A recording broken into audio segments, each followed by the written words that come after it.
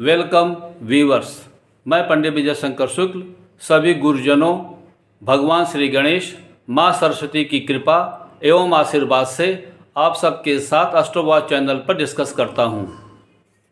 दुर्गा सप्तशती पाठ से कुंडलिनी जागृत नहीं होती तो क्या मिलता है? नवरात्र के 9 दिनों माँ दुर्गा की कृपा अन्य दिनों की तुलना में 1000 गुना अधिक रहती है। अतः जप तप व्रत और दुर्गा सप्तशती का पाठ पूरी श्रद्धा और शास्त्र सम्मत नियमों के अनुसार करना चाहिए। माँ दुर्गा कौन है? हम सब जानते हैं कि भगवान की अनेकों शक्तियों में 4 मुख्य शक्तियाँ, पहली अंतरंगा शक्ति जिसे योग माया कहते हैं, दूसरी बहिरंगा शक्ति जिसे महामाया कहते हैं, तीसरी काल शक्ति जिसे शिव कहते हैं, चौथी जीव शक्ति है। बहिरंगा शक्ति के 2 स्वरूप निष्क्रिय प्रधान प्रकृति और अविद्या रूप है। परमात्मा एक दृष्टिपात काल शक्ति के माध्यम से और दूसरी दृष्टिपात जीव शक्ति के माध्यम से निष्क्रिय प्रधान प्रकृति पर करता है, तो सबकी उत्पत्ति होती है। अतः यही सबकी माता हैं, इसलिए इन्हें जगत जननी और आदि शक्ति माँ दुर्गा कहते हैं। यही भौतिक जगत की परम शक्ति और परमात्मा शक्तिमान है। माता दुर्गा परमात्मा से अलग परंतु स्वतंत्र नहीं हैं, बल्कि छाया रूप में कार्य करती हैं। बिगड़े जीवों को सुधारने के लिए सजा और परमात्मा में लीन जीवों को उनसे मिलाने में सहज रास्ता दिखाती हैं। ब्रह्मांड में विराजमान रहते हुए सभी देवी देवताओं की शक्तियाँ सूक्ष्म रूप में हमारे शरीर में व्याप्त हैं। जप तप व्रत और पूजा पाठ के द्वारा हम अपने शरीर में व्याप्त देवी देवताओं की शक्तियों को जागृत करते हैं और इन्हीं के द्वारा ब्रह्मांड में विराजमान देवी देवताओं की शक्तियाँ जागृत होती हैं और हमें प्राप्ति का आशीर्वाद देती हैं। दुर्गा सप्तशती पाठ में क्या होता है जानें। दुर्गा सप्तशती पाठ में जीव मुक्ति मांगते हुए कहता है, मेरी अज्ञान रूपी रज्जु ग्रंथि को खोल, तम और सत रूपी 2 द्वैत द्वंद्व जो हमारे सारे शरीर में प्रत्येक जगह व्यक्त है, जैसे सांस और प्रश्वास, और उनका संघर्ष से मुझे मुक्त कर आत्म साक्षात्कार महाज्ञान प्रदान करें। दुर्गा सप्तशती महर्षि मार्कंडेय और ब्रह्मा जी के मध्य आत्मज्ञान संवाद है कि मनुष्य अपने समस्त भय यानी दैत्य को काटकर देवत्व यानी आत्म साक्षात्कार की प्राप्ति कैसे करे। अर्थात मनुष्य के कुंडलिनी जागरण और उसके आत्म साक्षात करने के ज्ञान का महाग्रंथ है। इस विषय में शिव और पार्वती संवाद इस प्रकार है। दुर्गा सप्तशती के मूल 3 भाग हैं। दुर्गा सप्त सती, यह साधक की 3 स्थितियां हैं। पहली दुर्गा माने आत्मा, दूसरा सप्त माने 7 जीवन जागरण स्तर या चक्र, और तीसरा सती माने शक्ति के जागरण के बाद आत्म साक्षात्कार की प्राप्ति होना है। अब विस्तार से अर्थ जानें। दुर्ग माने शरीर और आ माने आत्मा, अर्थात जो शरीर आत्मयुक्त हो वो दुर्गा कहलाती है। और इस दुर्ग रूपी आत्म शरीर की 7 स्थितियां हैं, मूलाधार चक्र से सहस्त्रार चक्र तक।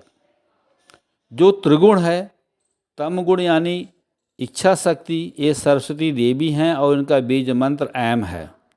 रजगुण यानी क्रिया शक्ति, ये लक्ष्मी देवी हैं और उनका बीज मंत्र ह्रीम है। और तीसरा सतगुण, ये आनंद शक्ति हैं जो काली देवी हैं और इनका बीज मंत्र क्लीम है। सप्तशती के प्रारंभ में जो तीनों तत्वों या गुणों के शोधन को कहा है, पहला ओम ऐं आत्मतत्त्वं शोधयामि नमः स्वाहा, दूसरा ओम ह्रीं विद्यातत्त्वं शोधयामि नमः स्वाहा, तीसरा ओम क्लीं शिवतत्त्वं शोधयामि नमः स्वाहा, और अंत में चौथा ओम ऐं ह्रीं क्लीं सर्वतत्त्वं शोधयामि नमः स्वाहा।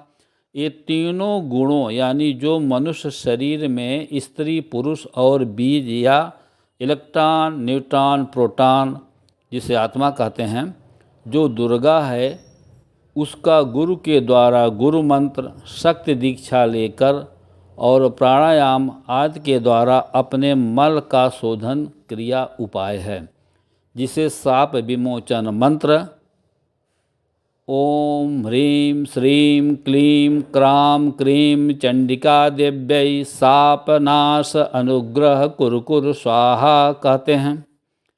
इससे भौतिक शरीर में जो सूक्ष्म शरीर है उसका मल शोधन होकर वो इस भौतिक पंचतत्वीय शरीर से अलग होकर स्वतंत्र हो, यही करनाभूत शुद्धि कहलाती है।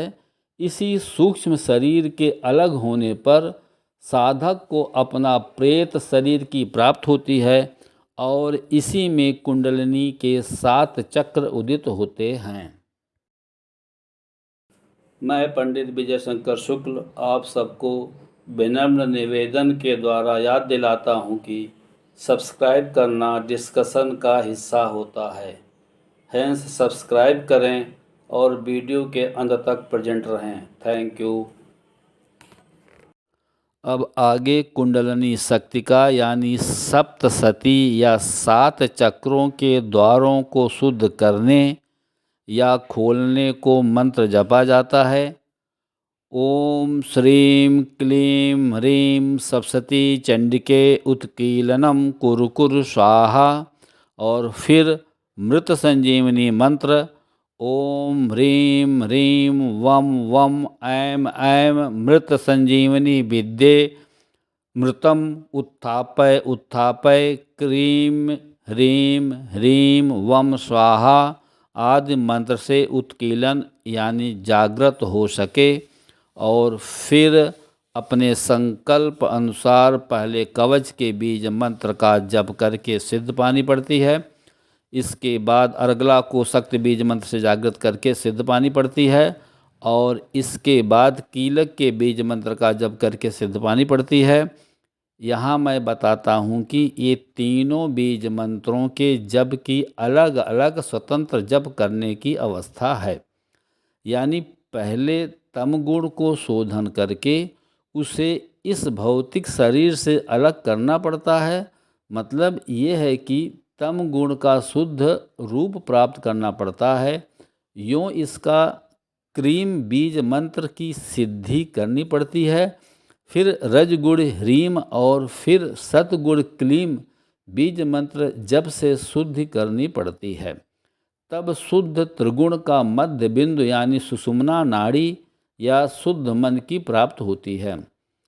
तब मन या मन की शक्ति को कुंडलिनी ही कहते हैं। उसके द्वारा 7 द्वार जो कि 7 देवी हैं उनके एक एक करके प्रवेश करते हुए तब मूल कुंडलिनी यानी 7 शक्तियों का एक रूप महाकुंडलिनी की प्राप्ति होती है।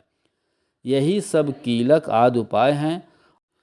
इस सब के बाद ही तभी इस मूल मंत्र का जप और उसकी सिद्धि होती है। ऐं ह्रीं क्लीं चामुंडायै बिच्चे में से त्रिगुण की मूल शक्ति महाकुंडलिनी है। यानी आगे चलकर जो तम रज सत के त्रिगुणन पर 9 स्तर बनते हैं 3 × 3 × 3 = 9। यही चामुंडायै ही महाकुंडलिनी है। उसका जप प्राप्त होता है। यही इसका रहस्यवादी अर्थ है। चामुंडायै में 9 बीज अक्षर हैं। च आ म उ न ड आ य ऐ। यही जो 9 त्रिगुण 9 देवियाँ आत्मशक्ति और 9 ग्रह भी कहलाते हैं। और बिच्चे में 5 बीज अक्षर हैं जो मनुष्य स्त्री में 5 कुंडलिनी बीज मंत्र हैं। स्त्री में ये हैं भम गम सम चम मम और पुरुष में ये हैं लम वम रम यम हम। जो सब साधना के क्रम के उपरांत इस पंच तत्व शरीर में ही कुंडलिनी शक्ति दुर्गा के रूप में जागृत तथा स्थापना और समापन या विसर्जन का अर्थ है।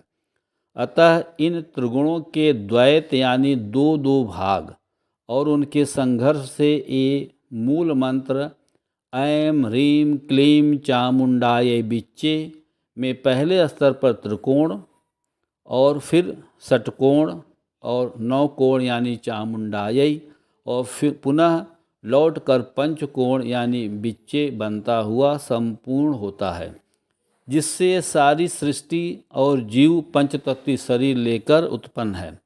यही त्रिगुण का परस्पर मिलन और संघर्ष का नाम त्रिदेवी और दैत्य का युद्ध है।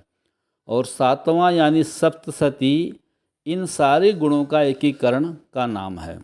यही अपरावस्था अद्वैत अवस्था कहलाती है। तम गुण आत्मा की शाश्वत इच्छा का नाम है, जिसे सामान्य अर्थ में सरस्वती यानी सदैव बनी रहने वाली इच्छा कहते हैं। दूसरा गुण रजगुण है, जिसका नाम क्रिया शक्ति है, जो वास्तव में तम और सत्य का ही एकमात्र संघर्ष या द्वंद्व का नाम है। यही द्वैत का द्वंद्व ही देव और दैत्य का संघर्ष है, जिसका नाम लक्ष्मी है, जिसका सामान्य अर्थ लक्ष्य की प्राप्ति है। संसार के जितने भी लक्ष्य यानी उद्देश्य हैं, इच्छाएं हैं, उनकी प्राप्ति क्रिया यानी कर्म करने से होती है। यों लक्ष्मी यानी क्रिया शक्ति का अस्तित्व केवल इच्छा और ज्ञान के मेल से उत्पन्न होता है। ये इन दोनों गुणों के एकीकरण का नाम है। यों ये दुर्गा सप्तशती में प्रमुख बीज मंत्र ह्रीम त्रिगुणों का मूल प्रणव जो ओम के नाम समान है जपने को कहा है, क्योंकि क्रिया ही मुख्य है, परंतु क्रिया किस दो तत्वों के मेल से हो रही है, यों ये जानकर ये क्रम बनाया है कि तम का बीज मंत्र ऐम है और क्रिया यानी रज का ह्रीम है, और ज्ञान जो क्रिया और काल के क्रम से लेकर अतीत यानी परे भी है, वो काली अर्थात सतगुण हैं, जिनका बीज मंत्र क्लीम है।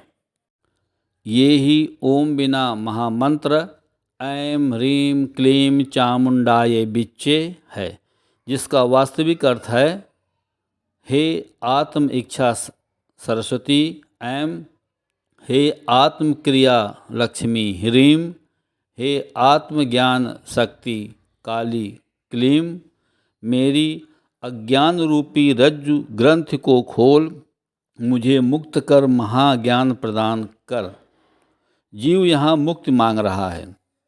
तम और सत रूपी दो द्वैत द्वंद्व जो हमारे सारे शरीर से लेकर अंतर जगत में प्रत्येक जगह व्यक्त है, जैसे सांस और प्रश्वास और उनका संघर्ष, जिसे देव और दैत्य का नाम से सामान्य जन को समझाया गया है। पहला मूलाधार चक्र में तम गुण यानी इच्छा शक्ति या सरस्वती ऐम की शक्ति जागृत है, और आगे बढ़कर ये अगले चक्र में प्रवेश करके उसकी शक्ति से जुड़ती है। दूसरा स्वाधिष्ठान चक्र, जहाँ क्लीम सतगुण या काली शक्ति है, उसका जागरण होकर अगले क्रिया क्षेत्र में प्रवेश होता है। तब वहाँ इन दोनों गुण तम और सत का मिलन होता है, और इनकी एकत्र शक्ति ही ह्रीम जागृत होती है। तीसरा नाभि चक्र में केवल पहले दो गुण स्त्री और पुरुष शक्ति का परस्पर रमण या संघर्ष होता है, क्योंकि नाभि से सृष्टि होती है।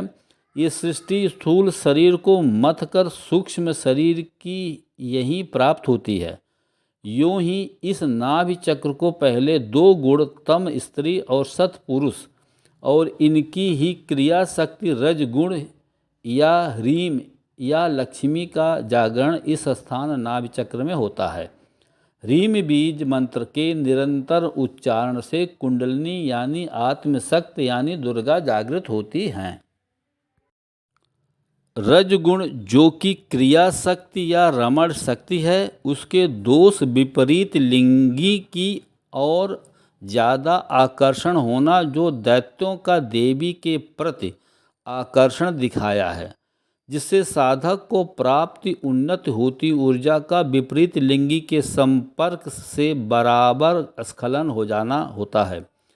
यही ब्रह्मचर्य का विनाश है और दैत्यों का विनाश है। त्रिगुण शक्ति का भूमि में प्रवेश नहीं हो, यों गुरु पंच तत्व के आधार पर 5 सिद्ध ताबीज बनाकर शिष्य का रेशम और कुशा से निर्मित आसन साधना में बैठने को तैयार कर देता है, और उसे इस भौतिक और अशुद्ध पृथ्वी तत्व से ऊपर जो शुद्ध पृथ्वी तत्व है उस पर स्थित कराकर साधना का निर्देश देता है। यूँ उसके पूजा घर और आसन पर कोई अन्य नहीं बैठे, यही है आसन सिद्धि। फिर इस आसन सिद्धि पर ही चौथा तत्व का आवाहन और शोधन होता है। ओम ऐं ह्रीं क्लीं सर्व आत्म तत्वं शोधयामि नमः स्वाहा। और इसी चौथे तत्व के शोधन होने पर 4 मुखों, 4 धर्म या 4 वेदों की दाता माँ पूर्णिमा यानी चामुंडा के दर्शन आदि होते हैं। यूँ ही इन त्रिगुण तत्वों के शोधन हेतु ही ये साप और कीलक आदि की रहस्यमयी रचना की गई है, जिसे न समझे बिना लोग केवल धूप दीप आदि व्यर्थ के विधि से मंत्र उच्चारण करते हुए अपना समय व्यर्थ करते हैं। दुर्गा सप्तशती केवल पुरुष प्रधान तंत्र ग्रंथ है। प्रमाण नंबर 1, इसके रचयिता मार्कंडेय ऋषि हैं। दूसरा, इसमें वक्ता ब्रह्मा विष्णु और शिव हैं। तीसरा, इसमें कोई श्रोता है तो वो केवल माँ पार्वती हैं। यदि ये स्त्री ग्रंथ होता तो इसमें पार्वती ये कथा इन पुरुषों को सुनाती और इसके अंत में भी देवी यानी कुंडलनी शक्ति रूपी दुर्गा ने केवल पुरुष देवों को ही वरदान दिया है कि जो इसके 11वें अध्याय के अंत में इन श्लोकों में दिया गया है कि इत्थम यदा यदा बाधाम दानवोत्थाम भविष्यति।